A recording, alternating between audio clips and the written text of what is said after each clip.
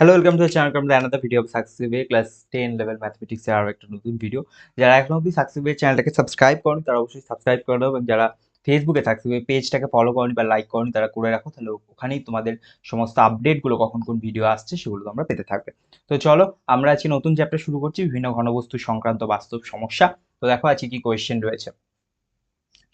তো বলছে একই ব্যাসার্ধ এবং একই উচ্চতা বিশিষ্ট একটি চোঙ এবং একটি গোলকের আয়তনের অনুপাত কত। বলছে আয়তনের অনুপাত চেয়েছে। কি কি বলেছে? একই ব্যাসার্ধ। দেখো কি বলছে, আর তার মানে আরটা হচ্ছে, তার মানে আর ব্যাসার্ধটা সেম, আর হচ্ছে উচ্চতা হাইট সেটাও সেম। ঠিক আছে, আর এটা সেম এবং হাইটটা সেম। তুই বলছি উচ্চতা বিশিষ্ট, একই উচ্চতা বিশিষ্ট একটি চোঙ এবং একটি গোলক। তাহলে একটা চোঙ বলছে, আর এটা বলছে কি গোলক। ঠিক আছে, আয়তনের অনুপাত। দেখো গোলকটার ব্যাসার্ধ আর, তাহলে আয়তনের অনুপাত কি হবে? গোলকের আয়তনের অনুপাত আমরা সবাই জানি 4/3 পাই আর কিউব, তাই না? তাহলে এটা হচ্ছে গোলকের আয়তন হয়ে গেল।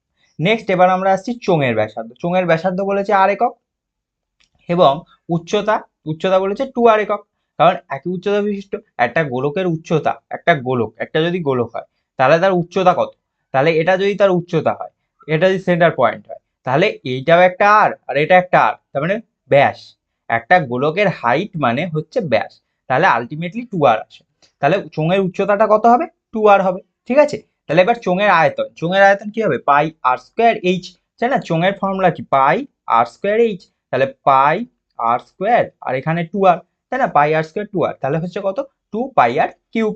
তাই না, এখানে এইখানে আর স্কোয়ার ছিল আর এখানে একটা আর, তাহলে আর এই 2টার সামনে নিয়ে নিলাম 2, এই পাই বসলাম 2 পাই, আর এই আর স্কোয়ার আর হয়ে গেল আর কিউব। ঠিক আছে, এবার তাহলে আমার এইখানে আমি পেয়েছি এইটা হচ্ছে আমার চোঙের আয়তন, আর সরি এইটা ব্যাসার্ধ না, হ্যাঁ এইটা হচ্ছে আমার গোলকের আয়তন, আর এইখানে হয়ে গেছে আমার চোঙের আয়তন।